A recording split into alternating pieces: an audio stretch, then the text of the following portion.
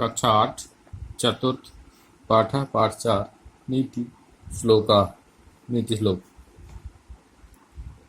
अर्थ आगमो नित्यम आरोगिता च प्रिया च भार्या प्रियवादिनी च वयस्य पुत्रो अर्थकरी च विद्या खड जीवलोकस्य सुखानि राजन।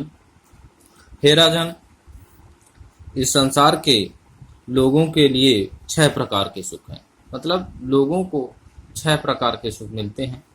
उन 6 प्रकार के सुखों के बारे में बताया गया है कि संसार में 6 प्रकार के कौन कौन से सुख होते हैं। अर्थ, पहला नंबर, अर्थ आगमो नित्यम, नित्य धन का आगम हो, मतलब नित्य आय हो। नित्यम आरोगिता च, और नित्य निरोगी रहे। नंबर 2, नित्य निरोगी रहे। चा प्रिया, और अतिशय प्रेम करने वाली पत्नी हो। भार्या प्रियवादिनी चा, चौथा नंबर, पत्नी मीठा बोलने वाली हो। वयस्य पुत्रो, पुत्र जो हो आज्ञाकारी हो।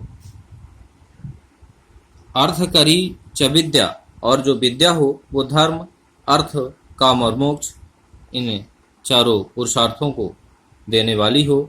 ये 6 है। जीव लोक के, इस लोक के जीवों को मिलने वाले सुख हैं। अयुक्तम स्वामिनो युक्तम, अयुक्तम स्वामिनो युक्तम नीचस्य भूषणम। अयोग्य स्वामी को यदि कोई योग्य वस्तु मिल जाए, अयुक्तम स्वामी मतलब अयोग्य स्वामी को युक्तम योग्य वस्तु मिल जाए, युक्तम नीचस्य भूषणम, और नीच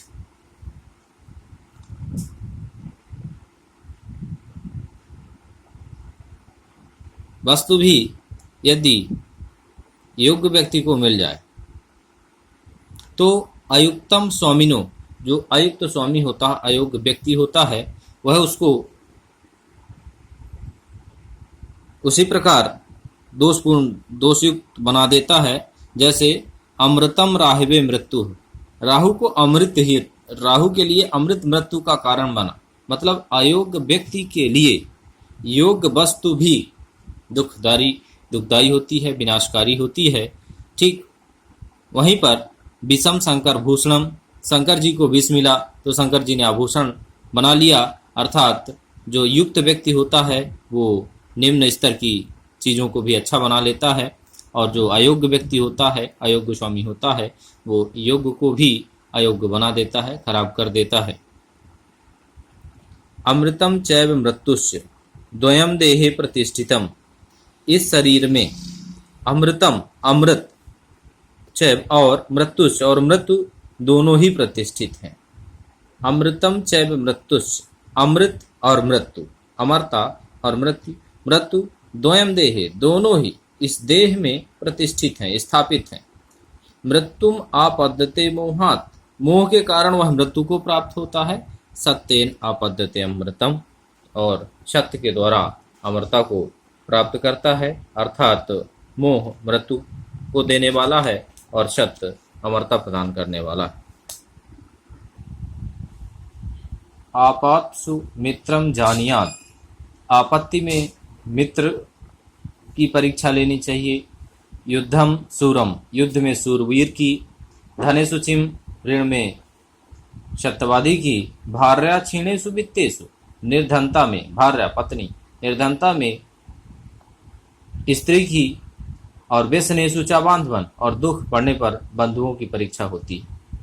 आरोप्यते शिला शैले, जैसे पत्थर की चट्टान यत्नेन महता यथा, पहाड़ पर बड़े यत्न के साथ चढ़ाई जाती है। आरोप्यते शिला शैले, शिला को, पत्थर की चट्टान को, शैले, शैले का मतलब पहाड़ पर यत्नेन बड़े परिश्रम के साथ चढ़ाई जाती है। निपातते क्षणे नाधा, किंतु वह नीचे की ओर आसानी से गिरा दी जाती है। तथात्मा गुण दोषयो, उसी प्रकार आत्मा बड़े प्रयत्न से गुणों पर पहुंचाई जाती है और आसानी से दोषों में नीचे गिरा दी जाती है। उद्योगे नास्ति दारिद्र्यम, परिश्रम करने से दरिद्रता नहीं रहती। उद्योगे नास्ति दारिद्र्यम, परिश्रम करने से गरीबी नहीं रहती है। जब तो नास्ति पातकम, और जब करने से पाप नहीं रहता, जब करने से पाप नष्ट हो जाते हैं। मौने चा कलहो नास्ति, और चुप रहने से, मौन रहने से कलह नहीं होता, झगड़े नहीं होते। नास्ति जागृते भयम, और जागते रहने से कोई भय नहीं रहता। किम छिद्रम को न संगो, किम छिद्रम, किम छिद्रम, कौन ऐसा कौन है जिसमें बुराई ना हो। कोम न संगुम, ऐसा कौन है जिसमें आसक्ति ना हो। मैं किम वास्तव निपातितम, ऐसी कौन सी वस्तु है, मैं किम वास्त, ऐसी कौन सी वस्तु है, विनिपातितम, जो पतनशील ना हो। कुतो ममाश्रय दोषा, मेरे अंदर कौन से दोष हैं। इति नित्यम विचिंतित, ऐसा सदैव चिंतन करते रहना चाहिए, और चिंतन करके अपने दोषों को दूर करते रहना चाहिए। गुणेषु क्रियताम यत्नैः किमैटोपैः प्रयोजनम, गुणेषु क्रियताम यत्नैः, गुणों में यत्न करना चाहिए, गुणों को बढ़ाना चाहिए। किमैटोपैः प्रयोजनम, आडंबरों से कोई मतलब नहीं होता। विक्रियंते न घंटा भीर्गावा, दूध न देने वाली गाय की, विक्रियंते न घंटा, विक्रियंते मतलब बेचा जाना, घंटा मतलब घंटी, गावा का मतलब गाय, क्षीर विवर्जिता, क्षीर का मतलब दूध, दूध न देने वाली गाय को, गाय की बिक्री घंटी आवाज कर नहीं की जाती है। निर्धनस्य विषम भोगो, निर्धन के लिए भोग विष के समान है, भोग विलास जहर के समान है।